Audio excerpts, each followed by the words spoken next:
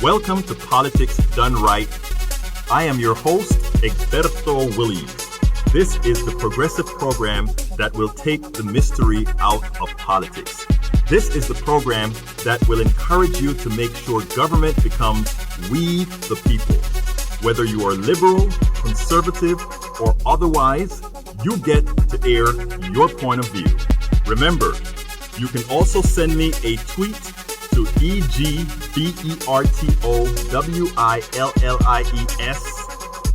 that is, at Egberto Willies. Let us engage. It is politics done right. 1, 2, 3, 4.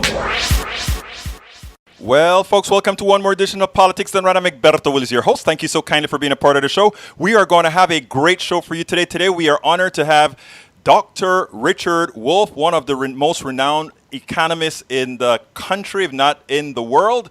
The title of the show today is A Conversation with Renowned Economist Dr. Richard Wolff about our economics and solutions. Economist Dr. Richard Wolff of Capitalism hits the fan, fame, and the author of several books on our economy and the need for its complete restructuring, spend the hour with us. Today, we have the honor of having Dr. Richard Wolff with us. He is Professor of Economics Emeritus at the University of Massachusetts, Amherst, where he taught economics from 1973 to 2008. He is currently a visiting professor in the graduate program in international affairs of the New School University, New York City. Earlier, he taught economics at Yale University between 1967 and 69, and at the City College of the City University of New York, 1969 to 73. In 1994, he was a visiting professor of economics at the University of Paris, France, in the Sorbonne. He was also a regular lecturer at the Brecht Forum in New York City. Dr. Wolff received his BA in history from Harvard University, 1963. MA in economics from Stanford University, MA in history from Yale University, and a PhD in economics from Yale University. Dr. Wolff's weekly show, Economic Update with Richard D. Wolff, is syndicated on over 70 radio stations nationwide and available for broadcast on Speech TV. We also broadcast it at KPFT 90.1 FM. We will discuss his new book, Understanding Marxism from a Fascinating Point of View. It is a show you must not miss. Please share it widely and make sure it's heard. We'll also be rebroadcasting all over. Later, we will cover several topics that affect the economies of every individual. Too many believe that our economic system is divine or should be rigid in ideology. That is a fool's errand and has caused financial distress for not only the American masses, but the world at large. Dr. Wolff has been preaching, admonishing, and many other descriptive words in between to have us self-advocate for an economy that serves us all. It is my honor to present Dr. Richard Wolff. How are you doing today, sir? Very well, and thank you for having me on your program. Absolutely so, sir. The first question I have is a simple one, because this is what I think give people the most trouble. This is one that I think people are most concerned about. I want to give an up speech. What is the difference between capitalism, socialism, communism, and Marxism? Okay, it's a fairly tall order, and I'll try to make it as clear and concise as I know how. Capitalism, socialism, and communism are alternative ways of organizing an economy. That's as easy a way to understand it as I can imagine. By economy, I simply mean the system we use to produce and distribute the goods and services we depend on for our lives. Our food, our clothing, our shelter, our transportation, all the things, the goods and services that make up a modern life. Those have to be produced, and then they have to be distributed so that we can consume them, whether it be a haircut or a hamburger or a software program or an automobile. Someone has to produce it, and it has to get from the producer to those of us who consume it. The capitalist system is like others in the history of the world because it organized the production in a remarkable way. It divided the people up in the production system into a minority and a majority. A small number of people who organize and run it, and a large number of people who do the work. In a way, people know this already. If you go back in history before today, you'll see that there were many systems set up like this. Slavery is a system where there is a small group of masters and a large group of slaves. The masters run the whole operation. The slaves do, if not all the work, the overwhelming bulk of the work. In feudalism, again, a small group, we call them the lords, supervise and control a very large group called the serfs. And they work in feudal manors and plantations to organize that work that way. Capitalism is like slavery and feudalism in that it organizes people into these two groups, one that runs the show and one that does the work. But unlike slavery, nobody is anybody else's property. And unlike feudalism, one of them isn't the guy who does everything in charge and the worker is literally nothing. In capitalism, and here comes the definition, the small number of people who run the show are called employers, and the mass of the people who do the work are employees. And the way this works is the employees produce a ton of stuff, goods and services. A portion of that they get back. That's called the wage or the salary. The rest of what they produce, over and above what they get back to consume, is called the surplus, and it belongs to the employers. And they use the word profit to describe what's produced by their employees over and above what they have to give back to those employees and what they have to replace in the way of machines, tools and equipment, and so forth. All right, so that's capitalism. What's the difference between that, socialism, and communism? Let's jump over to communism as, in a way, the furthest new, different kind of system. And before giving you the definition, I should tell you that people debate these things. It isn't all cut and dry. I'm going to give you the definition that makes sense to me, but there are others, and there's an active debate about that. For me, communism, which I get from the leading thinker who pushed these ideas out, which is that Karl Marx that we're going to come to in a few minutes, the idea is simple. You change the organization of production. You don't have a minority and a majority. You don't have masters or slaves. You don't have lords or serfs. And here's the big one. You don't have employers versus employees. Instead, you make the workplace a community. And by that we mean everybody is equal. And together we decide what we're going to produce, how we're going to produce it, where we're going to produce it, and how we're going to divide up that extra that we produce over and above what we take back as our individual consumer good pile. So it's a collectivization, if you like, the communization of the production process. It means, for those who are used to this language, that the workplace becomes a democracy, a place where everybody has an equal, one person, one vote, influence on the decisions. No more the owner of the business who's somebody else. No more the shareholders who are other people. No, the people who work there will together do the work of producing that good and that service. This is revolutionary. This is radical. This is a real break. It's more of a break with what went before than capitalism was relative to feudalism or slavery. Because while slavery was pushed aside and feudalism too, what capitalism did is hold on to that old division of a minority and a majority. Employer-employee isn't that big a move from lord and serf and master and slave, which is why modern employees, excuse me, often make the kind of sardonic joke, I'm a wage slave, because they understand the link there to something that went earlier. Well, what then is socialism? Well, in a way, socialism is in between. It isn't capitalism anymore, and in a certain way, it isn't communism. Let me explain. It isn't communism because it hasn't yet gone, and maybe it never will, to the point where all the decisions are made democratically, collectively, by all the workers.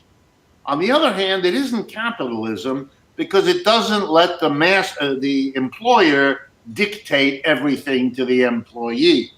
The socialist wants to limit what the employer can do to the employee. The socialist wants to protect the employees, the majority, from the profit-driven behavior of the employer. So socialists are the kind of people who push for a minimum wage, who are helpful to organize labor unions, who want to make sure that the environment is protected as capitalists make money. They don't dismantle the employer-employee, but they regulate it, and so they are as troubling to the capitalists as the communists are. The capitalists don't want limits on what they can do from the socialists, and they surely don't want to give up their power and strength in order to democratize the enterprise. And where does Marxism fit in? Marxism is a tradition of thought and action designed to go beyond capitalism and to move in the direction of socialism with an ultimate goal of getting to communism.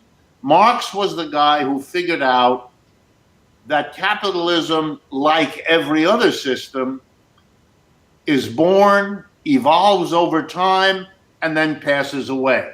Slavery was born, evolved, and passed away.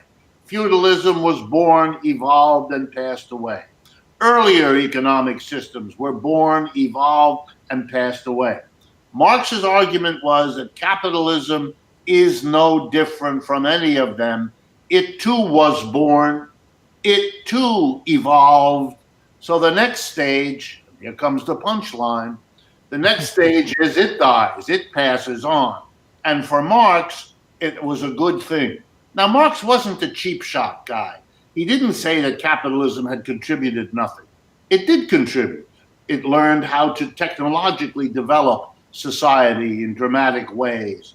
It made poor parts of the world a good bit less poor than they had been. It didn't do that very evenly. Some became quite wealthy and all that. But Marx was more than willing to give capitalism its due.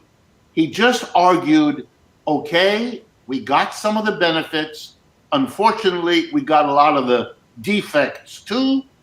And the human race, here we go, can and should do better than capitalism.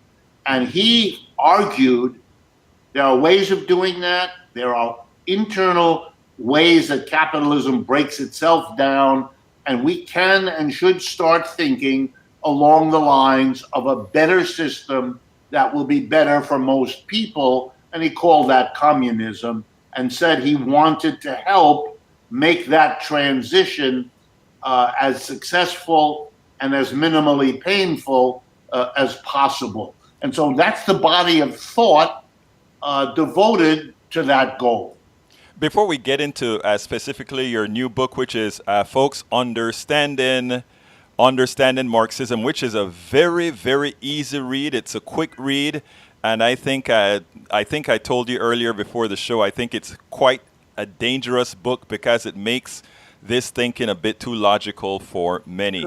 But it is a very good read, and I would suggest that everybody have it. It's on our page, and likewise at Dr. Wolff's page at www.rdwolff.com.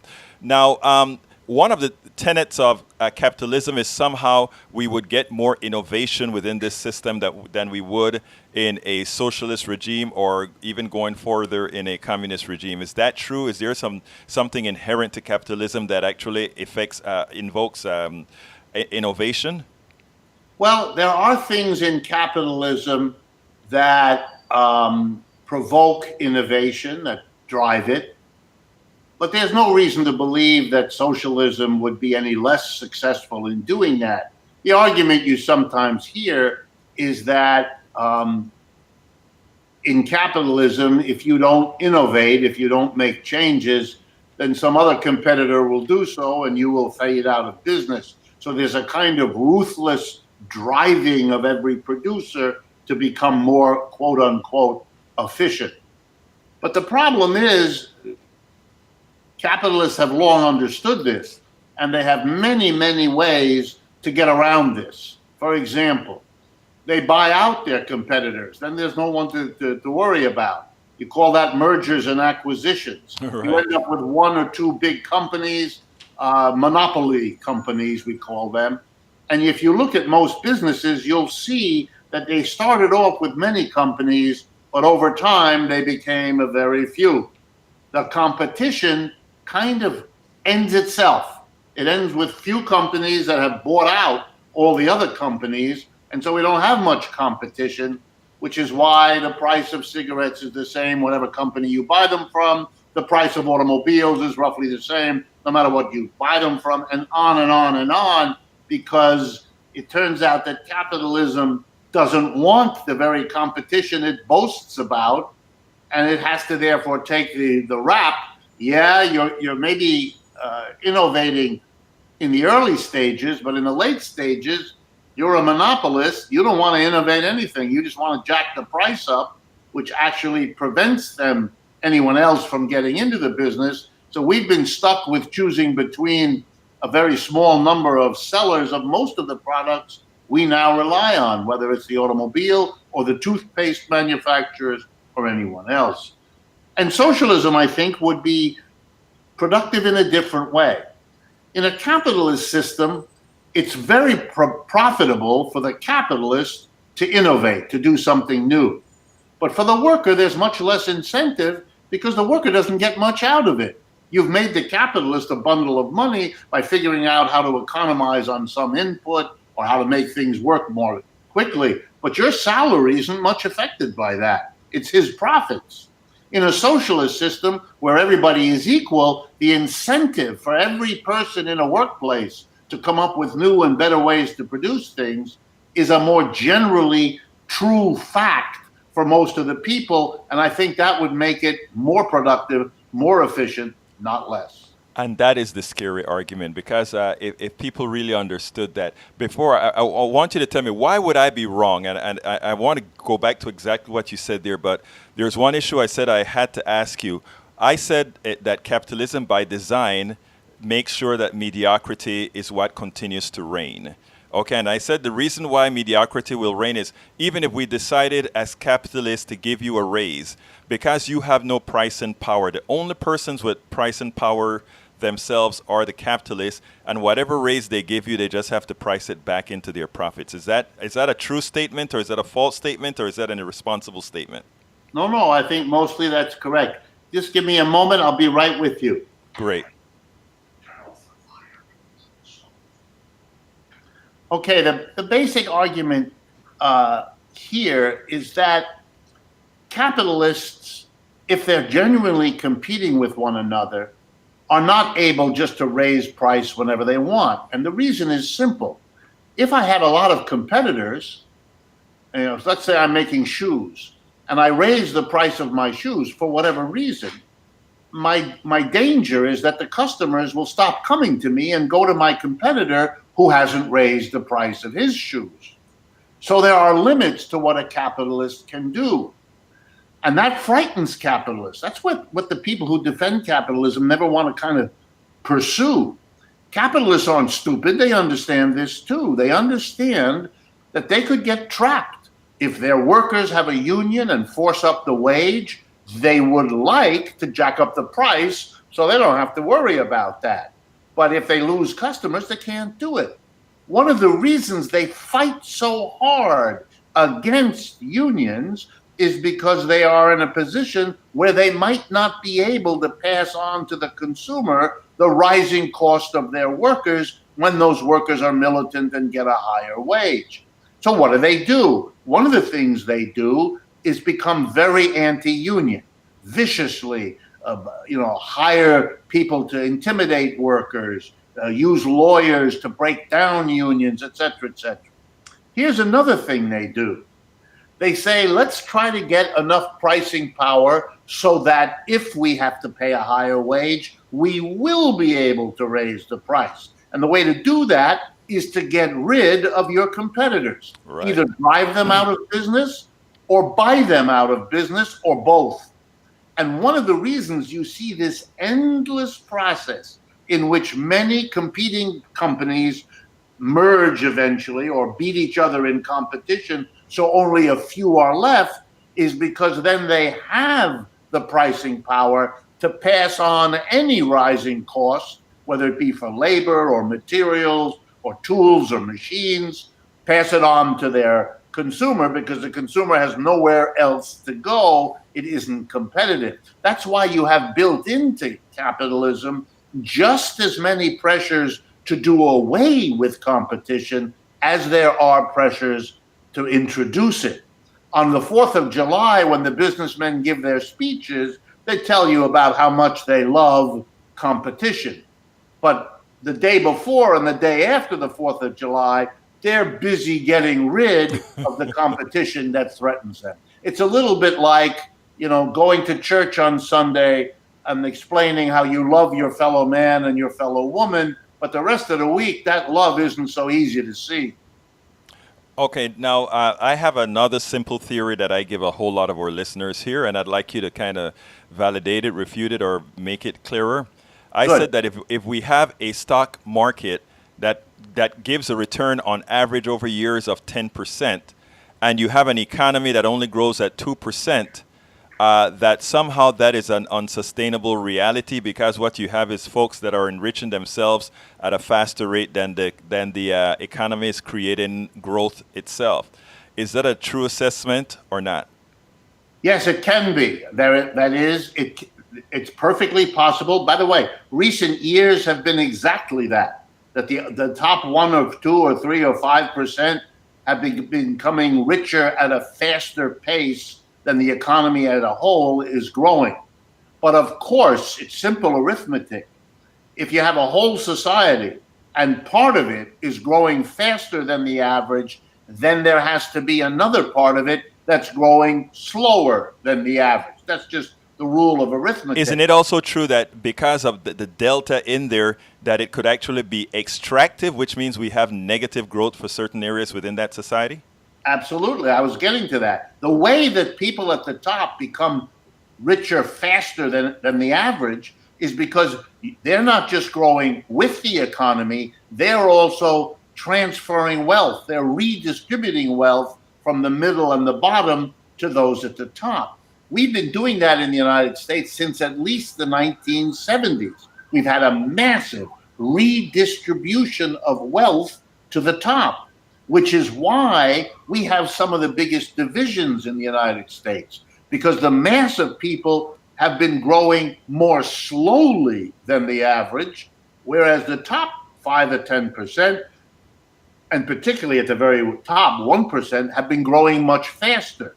And the way that shows up is the collapse of the so-called middle class, the collapse of the stores that people in that class used to go to. The Sears Roebuck or all of that kind of store. And what we're left with is Target and Walmart for the masses and expensive boutiques on Fifth Avenue for the people at the top who can afford it.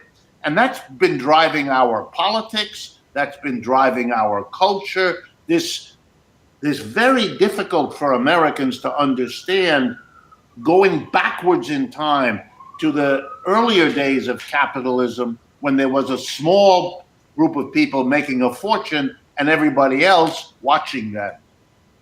Now, let's go ahead and move into your book now.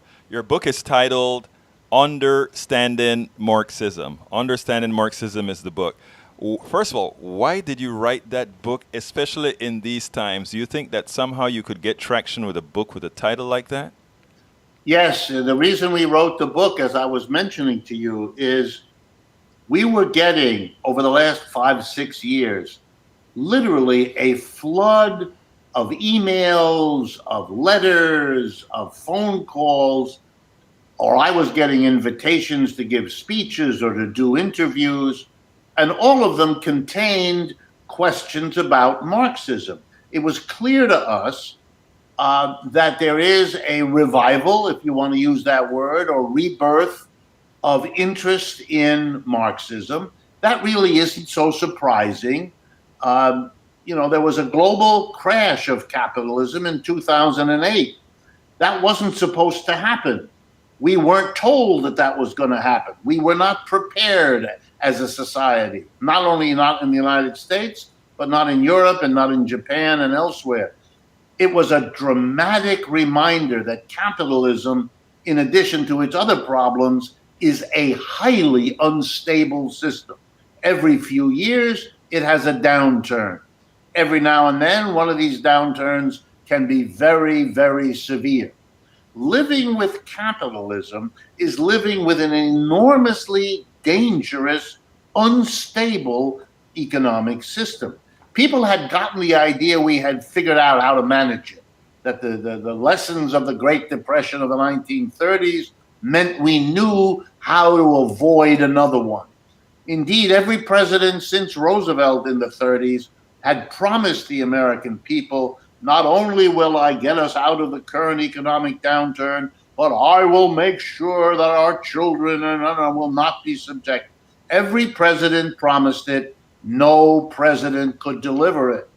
And not this one either, and not Mr. Obama, and not Mr. Bush.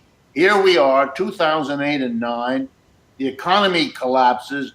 Millions of people are thrown out of work. Millions lose their homes through the mortgage crisis. Okay, we were talking last. We left you about the about the book itself that you wrote, Right. Understanding Marxism. So let's continue with that. You were talking about people thinking there's a better way, and that capitalism, like any other economic system, eventually goes away. That's right. And it usually goes away when people have had enough of it, when whatever the positives it may have had are increasingly outweighed by the negatives, when too few people are benefiting and too many are suffering. So eventually the slaves revolted, and eventually the serfs revolted, and it's reasonable to expect that eventually the mass of employees will think to themselves, this is a system that may be working very well for those at the top, as it did in late slavery for the masters, and as it did in late feudalism for the lords of the manor, but it isn't working for most of us. And I think if you took a poll, as people are doing these days, of American working people, if not a majority, very close to a majority, are ready to say, this system is not working for me. It may be working for the 1%. It may be working for the conservative, rich businessman or woman. But for the average American worker, it's becoming harder and harder to even hope that you can realize the so-called American dream. Your kids are having to borrow more and more money to get a college education that is less and less of a ticket to a good job or a good income. The problems keep mounting, and the solutions keep ebbing away. And so, yes, I think we're at a point now where people are more than interested. They're getting even, I might even say, desperate to hear what alternatives there are. What could we do to have an economic system? What would we have to do that would work better for the average person, that would solve the problems we have rather than get us depressed about the lack of a solution, so that we don't have a politics that is distracting us from fixing a broken economy, by getting us all excited about immigrants or getting us all excited about Russians meddling with our election. These are distractions, whatever merit they may have, and I'm not sure they have any, but these are distractions from what is really the problem for most Americans, which is the work they do, the job they have, the income they earn. I mean, that's what we do 5 out of 7 days of every week. We go to work, we get ready before we go, we recover when we come back, we worry about it, we think about it. This is the area where we need help to get a society that works for most people. And Marxism has been the criticism of capitalism, the system we have, that's been going on for the last 150 years. It's become literally a kind of repository of the most creative thinking and the various efforts, by the way, many of which failed. So this is a process of learning by doing and trial and error to get clear how we go beyond capitalism. And it's in that spirit that this book, Understanding Marxism, was written. No, I found the book very interesting because what you did is, first of all, you and I hate using this word for somebody that is already a human being, but you first humanized Karl Marx about the reasons Karl Marx, as you stated, was a capitalist first, wasn't he? Well, he came out of a very comfortable family. I wouldn't say he was a capitalist. They weren't an employer. His father worked in the civil service, for the government and so on. His sidekick, who was very important in his work, Friedrich Engels, he definitely was a capitalist, came out of a rich family that operated textile mills both in Germany and in England. But he himself, he was a guy who was educated, which was unusual at that time. Not more than 3 or 4% of Germans at that time got an education. So he was privileged in that way to have an education. His initial job was to be a university professor. That was the first job he took. He taught philosophy, by the way, not economics. And then he got caught up in labor struggles. As many academics do, he felt for the workers that were fighting for a decent wage and to have a decent family life.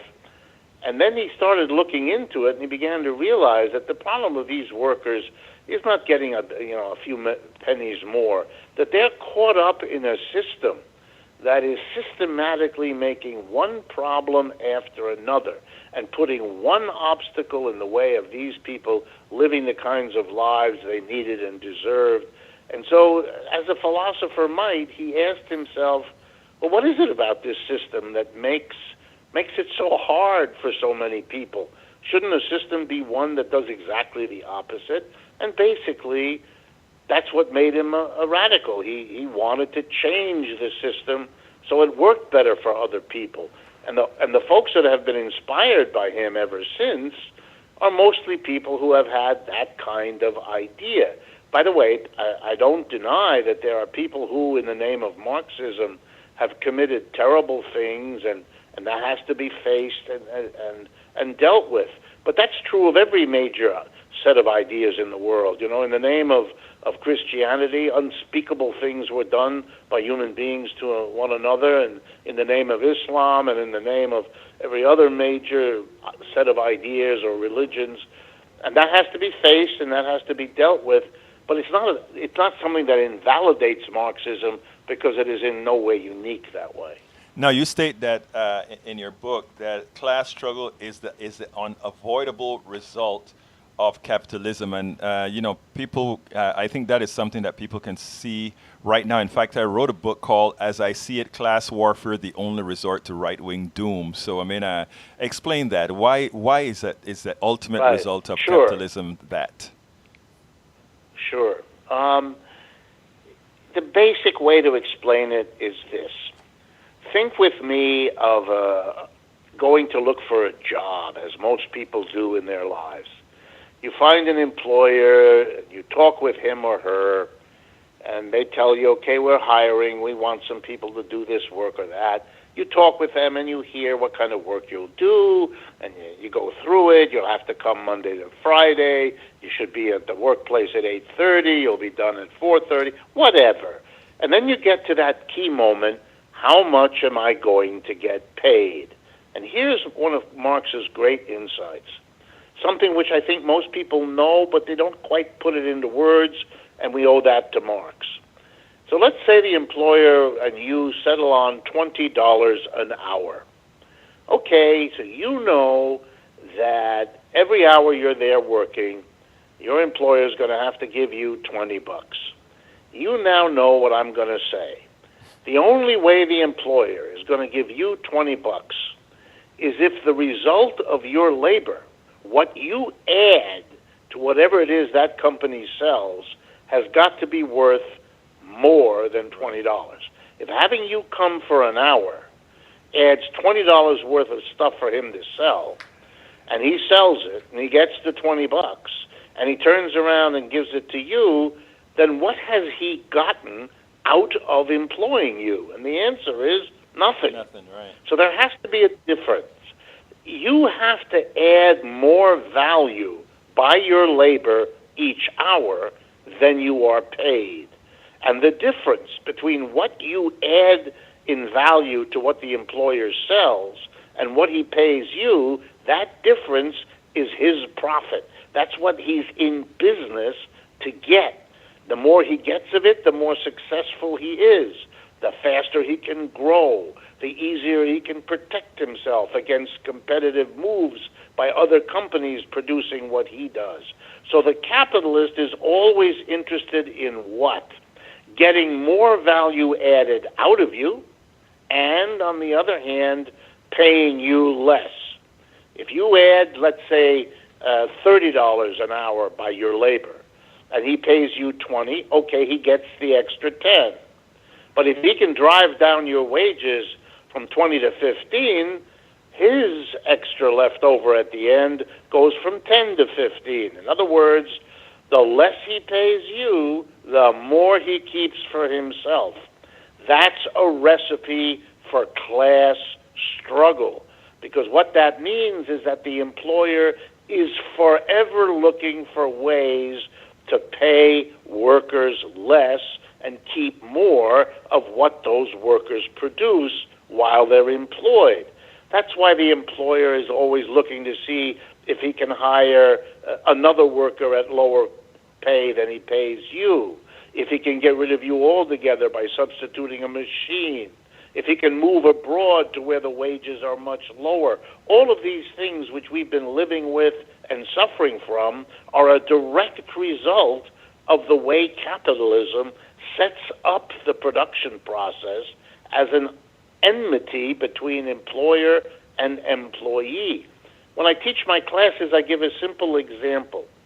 Suppose once a year your family has a family reunion and you all go to a nearby park and you have a big picnic and a cookout and all of that. And each year it has to be planned. And in your family, everybody gets along except Aunt Louise and Uncle Harry. Would it make any sense that the committee set up this year to plan and organize the annual reunion of your family be a committee composed of Louise and Harry?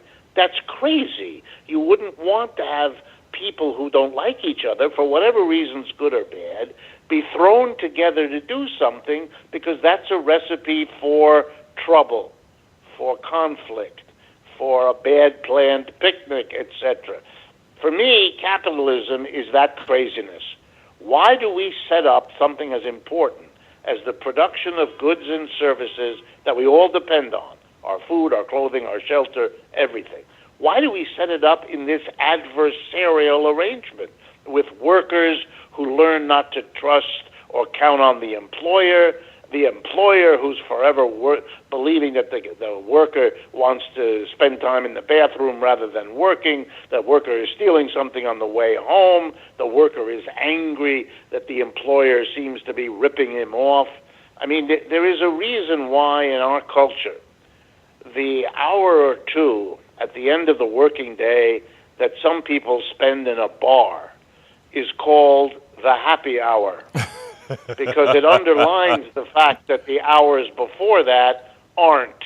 I never thought about that. That is a good one. Now, Dr. Wolff, it is, capitalism has been falsely marketed to equate capitalism, democracy, communism, anti-democratic, etc.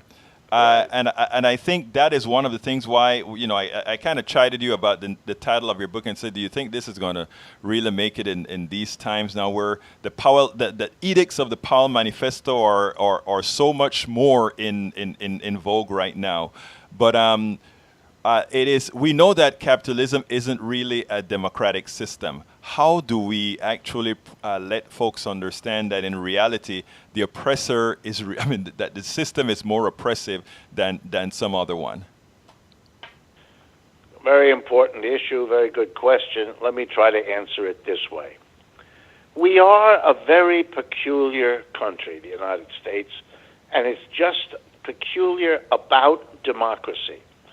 So let's start by making sure we all are on the same page here. By democracy, I mean, and I think most people do, a system in which all of the people who are affected by a decision have the right to equally participate in making that decision. So, for example, since we're all affected by the mayor of a town we live in, who makes decisions about garbage collection and traffic patterns and things like that, since we're all affected by what a mayor does, in our system, we all vote for the mayor. Every year or two, we go into the ballot box, and we decide whether we're happy or not with the behavior and the decisions made by the mayor.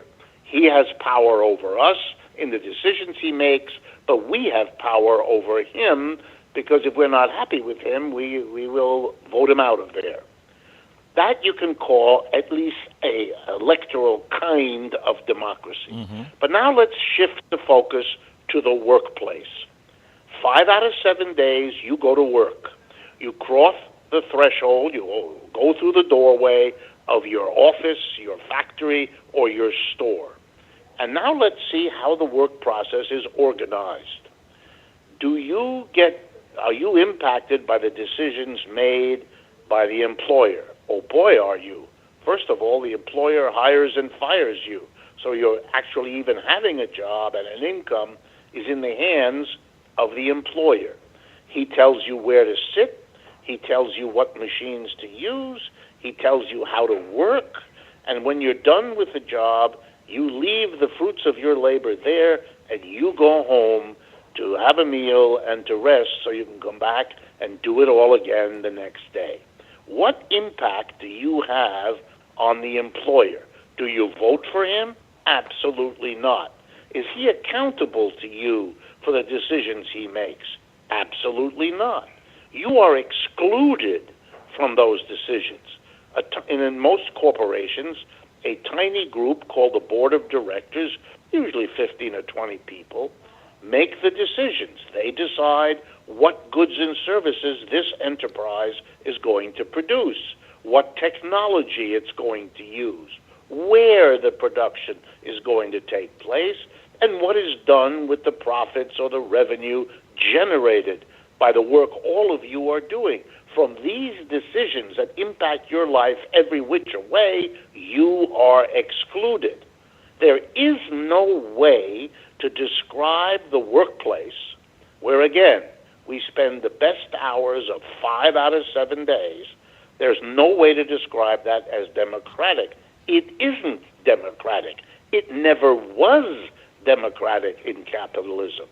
So it leads me to insist that if you want to call the United States democratic, you have to pretend that the workplace isn't there, or you have to deny everything I've just said, which is crazy because almost everyone listening to this program has an experience working and knows very well who has what kind of power and who is deprived of what kind of power in the workplace.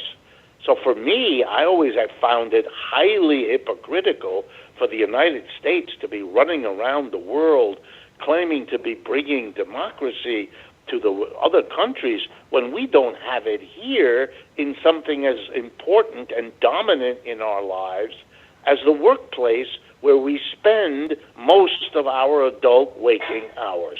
Now, what I love about your book is that you articulate that in a very simple way in the book. And why that is important, in my opinion, is specifically because somebody that I think that's listening to our program right now that I think should buy your book wrote the following. I have never seen my work as an adversarial relationship.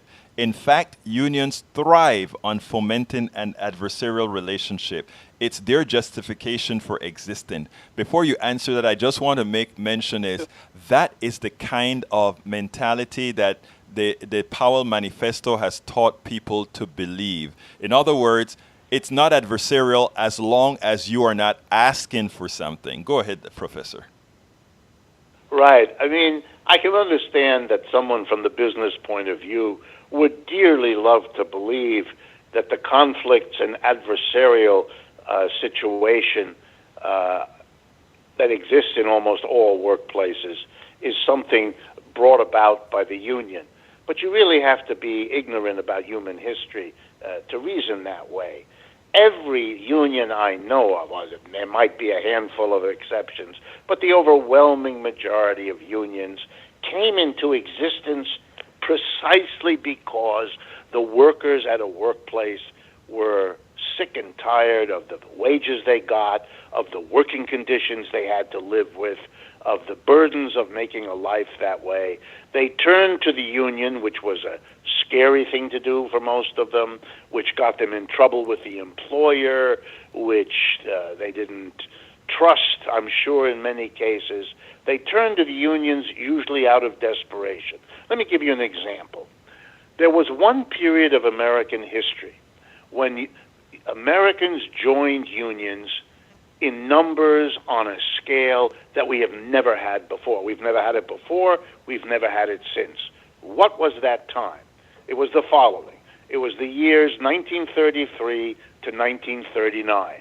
Millions of Americans who had never been in a union joined at that time. Millions of Americans whose parents had never been in a union joined at that time. Now, what is the unique fact about the period 1933 to 1939? Answer: it was the greatest depression of capitalism in its history as a system.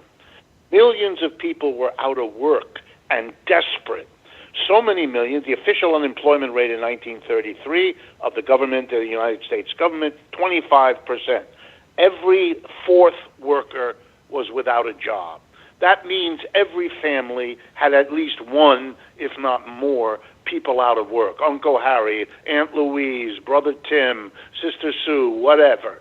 And that meant that that person without work had no income. Why? Because there was no unemployment insurance in 1933. There was no place to turn other than the line at the church supper if you were lucky. So what happened was people were desperate. They turned to the union because they hoped it would give them a better chance to get through the Great Depression than if they weren't in a union.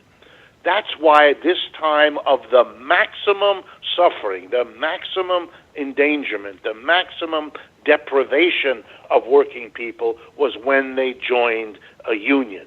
The unions didn't cause the Great Depression because we didn't have much in the way of unions in 1929.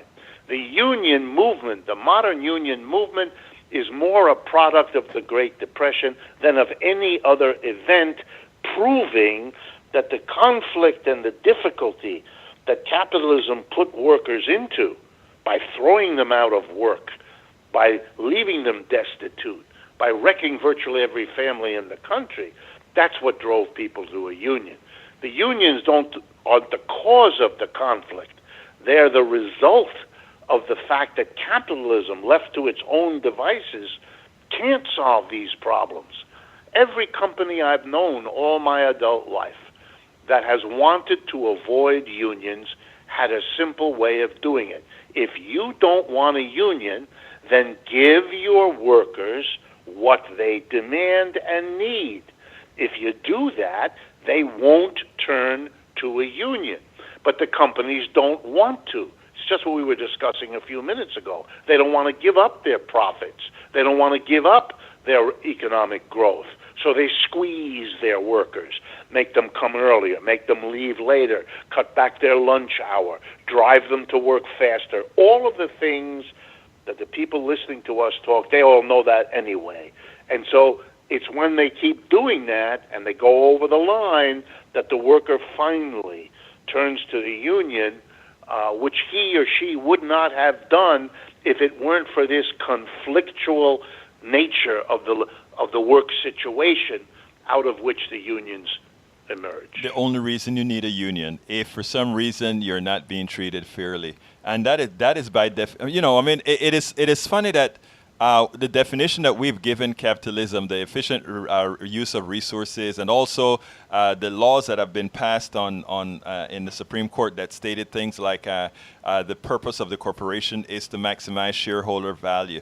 That employees don't understand that what that means is if you're maximizing somebody else's value, it has to come at your you have to be a part of that of the expense of where that is coming out of. And it is indoctrination, Dr. Wolff, as I'm sure you preach this stuff, you understand how difficult it is to break, because the past folks who follow the doctrine of the Powell Memo and all these others have been very successful in convincing people that our economic system is divine, and unlike what you've said, whereas economic systems come and go, and when they've outlived their usefulness, it's time to go. Many people have not yet seen that. No, I understand that, but let me give you a more hopeful angle on this. Mm-hmm. The last 30 or 40 years, well, let's go differently. In the 30 or 40 years after the end of World War II, from roughly 1945 to, say, the mid-70s, you had an economic boom in the United States. You had it for several reasons. Number one, you had to rebuild from the devastation of the Great Depression that lasted from 1929 to 1941. You also had to rebuild from the deprivations of World War II that came right after that, roughly 41 to 1945, So there was a boom in rebuilding not just the United States, but we got the orders, if you like, we got the demand of the rebuilding of the Europeans, who had been even more devastated by World War II than the United States. They were so devastated they couldn't rebuild their own societies, so they had to buy the machinery and the equipment from the United States, which didn't suffer during World War II in terms of bombing, to be able to rebuild. So we had a boom. We had a real big boom. And the big competitors of the United States, Britain, France, Germany, Japan, they'd all been all destroyed in the war, so we had no competitors and an immense global market for what the United States was in the best position in the world to produce.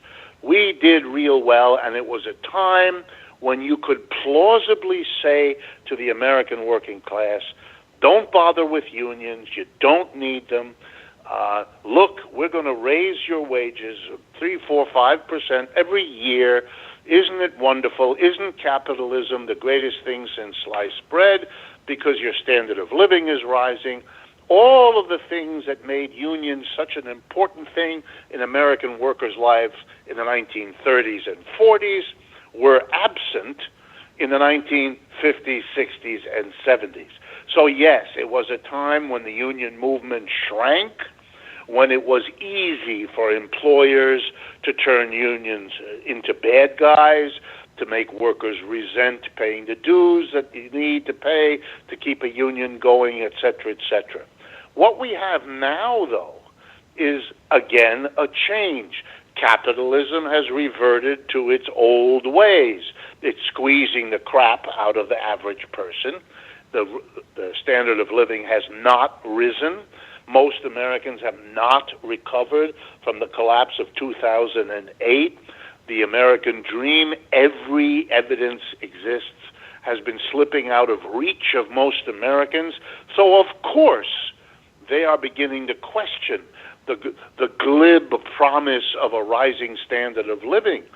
You know, when I went to college not that long ago, I didn't have to borrow money. Right. My children, to get a college degree, which is less valuable now than when I got it, have to go into oodles of debt, many tens of thousands of dollars hanging over them. They're not getting married when they might have otherwise done so. They are certainly not having children, and they don't doing that out of any other reason then. As they look at me, and I have a son and a daughter, each of them looks at me and says, I can't afford that. How in the world can my wife and I, or my husband and I, manage these things? You know, you don't understand, Dad, they say to me. Your situation was different. They're absolutely right. They're absolutely right. Yes, they are. And so they're a whole generation. You tell them how wonderful capitalism is, they look at you as if you're out of your head. It isn't good. It isn't working for them. And so they're looking around, well, who can explain this? Who can... and they need the critics. And if we hadn't been so scared in America during the Cold War, we would have had a generation of people who would have been up on the criticism and be able to use the criticisms of capitalism that are as old as capitalism itself to begin to fashion solutions. But we're very poor at solutions to our problem because we have excluded Marxism and other critical traditions, and so people don't have them available to use now that we need them. Okay, sir. Last question, Dr. Wolff. Give me the solution as Dr. Richard Wolff sees it. Okay, here's the solution. For me, most of the problems of capitalism, and by that I mean the inequality we see around us that's getting worse and worse, the instability, these periodic crashes, the real deep injustice of it all. We all know that our society will be better off the more we can educate our young people. Why then, since we all know that, do we have higher and higher costs for education, more and more borrowing, more and more difficulties? It seems as though we throw obstacles where we should be making a path. Anyway, I think capitalism's problems come from one key root, and that key root might surprise you. It's the organization of enterprises, the organization of the factories, stores, and offices, in which a tiny group of people, the owners or the board of directors if they're corporations, make all the decisions, and everybody else does what they're told. That's what we were talking about a few minutes ago. You come to the workplace, you do what you're told. No democracy at all. And I see, as an economist, a professional, looking at this all my life, I see a simple truth. If all the key decisions are in the hands of a relatively small minority, in every office, in every store, in every factory, then you really can't be surprised if the people who make these decisions, that little minority, make the kinds of decisions that make them rich and the rest of us not so much, that make them weather the instability of the system, but the rest of us not so much, that make the system look very justice-oriented to them, but to the rest of us, not so much. And so for me, the solution is democratize the enterprise. Change the enterprise so it isn't owned and operated by a small group of people, because if you want the economy to work for the people, you've got to put the people in charge of the economy. And the first and absolutely necessary step is to change the workplace. It should be democratic. It should be one vote per person, whether you're a secretary or a machinist or a truck driver or a barber, or you name it. All the people in a workplace should act like a community.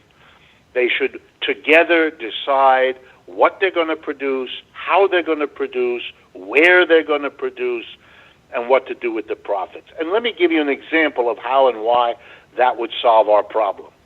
If the decision about who gets paid what is made democratically, do you think the 200 workers at this factory or the 400 people working in that office would decide to give 3 or 4 people tens of millions of dollars while everybody else there can't send their kid to college because it's too expensive. That's not going to happen. Suppose a decision is to be made. Do we stay here in Cincinnati, Ohio, or do we move the factory to China where we can get away with paying lower wages? Capitalists have been doing that for the last 40 years, fit to beat the band. But a collective of workers, a democratic workplace, they'd put that up to a vote, and that would have no chance at all because they're not going to vote in favor of eliminating their own jobs. They're not going to vote in favor of moving to another part of the world to pay other people less money. This is never going to happen. The whole development of our economy, the whole way we work and live and deal with each other would be transformed if the workplace became the democratic community it should have been all along. If you want to know what I think the better system is, it's a system that gets rid of the capitalist enterprise and replaces it with a system of worker cooperatives, places where workers democratically own and operate their enterprises, take responsibility for them, and build a different society on the basis of that way of producing the goods and services we need. And there is an example I've heard you speak about. Why don't you tell us about that? I think it's a company in Portugal or Spain. You're close. There are examples of these worker co-ops. So I am not advocating something, pie in the sky, some utopian dream that we could only see in the future. Not at all. I am describing something that already exists and has existed for a long time. Let's start with a big example and then a small one, and then I'll stop. The big example, the most successful worker co-op in the world, it's called the Mondragon Cooperative Corporation, Mondragon, Mondragon. It's the name of a city a small city in northern Spain, in the Pyrenees Mountains that separate France from Spain. It was started in 1956 by a Roman Catholic priest named Father Arizmendi.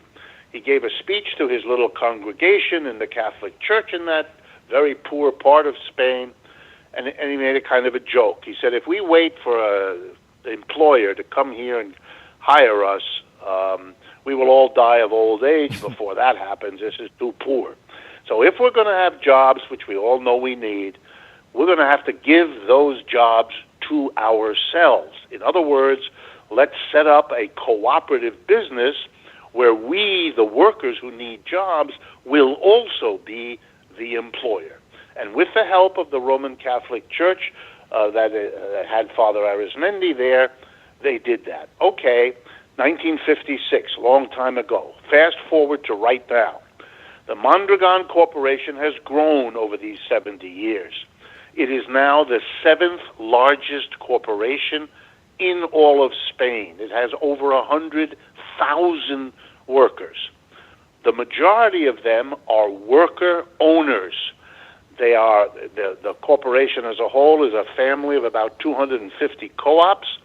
Some of them are in manufacturing, some of them are in services. It includes one of the largest supermarket chains in all of Spain.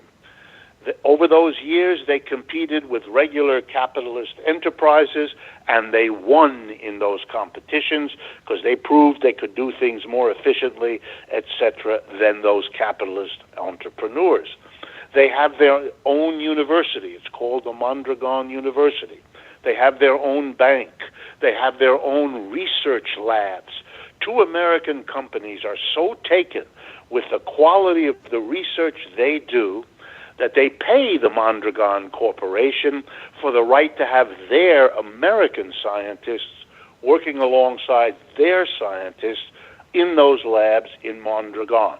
The name of the 2 American corporations that have these relationships with them are General Motors and Microsoft.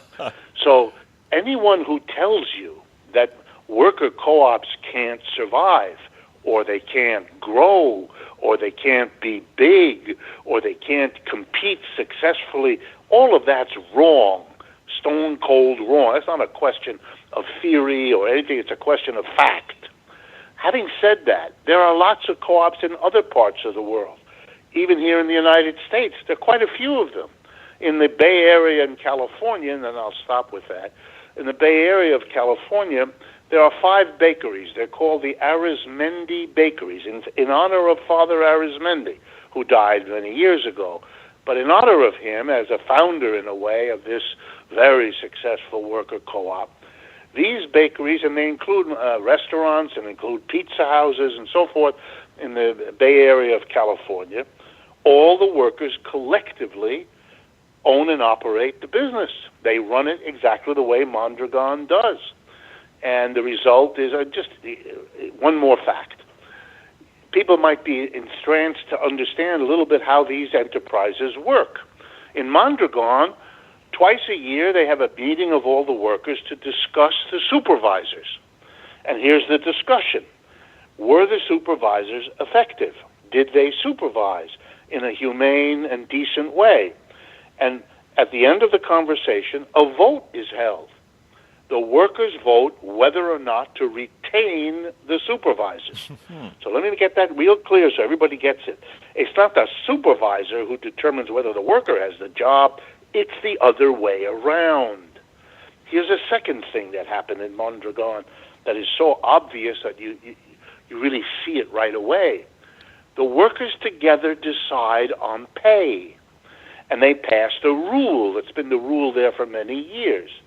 The highest paid worker cannot get more than 8 times the lowest paid worker. Just by comparison, if you do that same study here in the United States, the average corporate CEO makes roughly 300 times what the lowest paid worker in that same corporation makes. So if you want to do something about income and wealth inequality, I mean want to do something, not talk about it. We Americans are great about talking about, oh, we're so concerned about inequality. But if you actually wanted to do something, here's the example of a society that took care of that. By having all the workers together decide on pay scales, they decided they didn't want an unequal society, and that was that. There was nothing, they didn't have to fight about it. They made that decision talking about what kind of a community it would be if some people are crazy rich and other people are scrounging around begging for a meal and all the rest scattered in between. They didn't want that kind of society, and because of worker co-ops having the power for workers, they were able to live in a community according to what they thought was best, rather than living in a community that served the profit interests of the minority of employers. The name of the book, Understanding Marxism. Economist, author, radio show host, Dr. Richard D. Wolff. Dr. Wolff, it has been my pleasure to have you on Politics Done Right. I hope to have you on again. Thank you so kindly, sir, for the little mishap we had. I'm not sure which part of the internet went out on us. Maybe it's because of our topic. Who knows?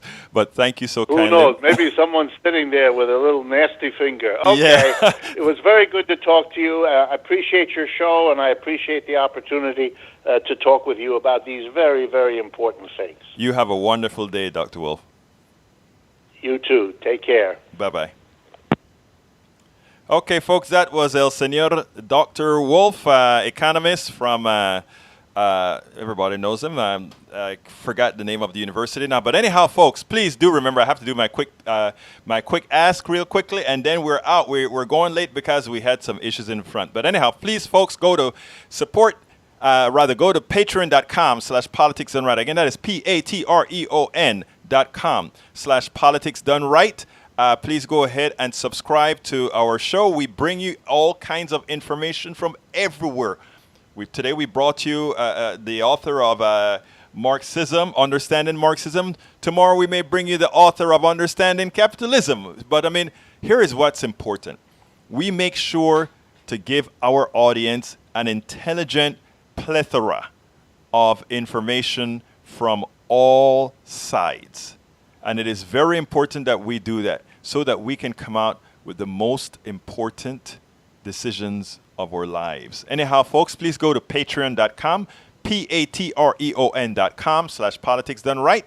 Remember, you can get our As I See It Class Warfare, the only resort to right-wing doom. Become a subscriber. You get it online right away.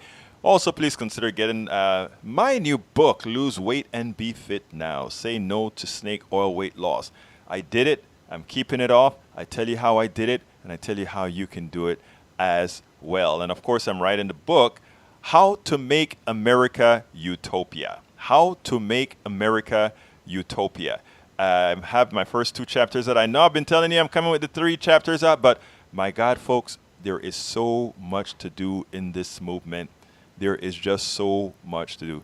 Thank you so kindly for having spent this time with us. I know we went over today, but we had some technical difficulties when we lost Dr. Wolff for a while. But we will be back tomorrow. Tomorrow we should have Tim Black. Thank you so kindly for being here. And you know how I end this thing every time. My name is Egberto Willies. This is Politics Done Right, and I am out.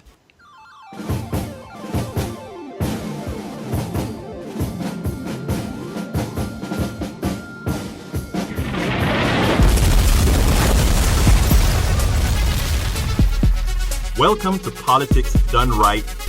I am your host, Egberto Willies. This is the progressive program that will take the mystery out of politics. This is the program that will encourage you to make sure government becomes we the people. Whether you are liberal, conservative, or otherwise, you get to air your point of view. Remember, you can also send me a tweet to EGBERTOWILLIES.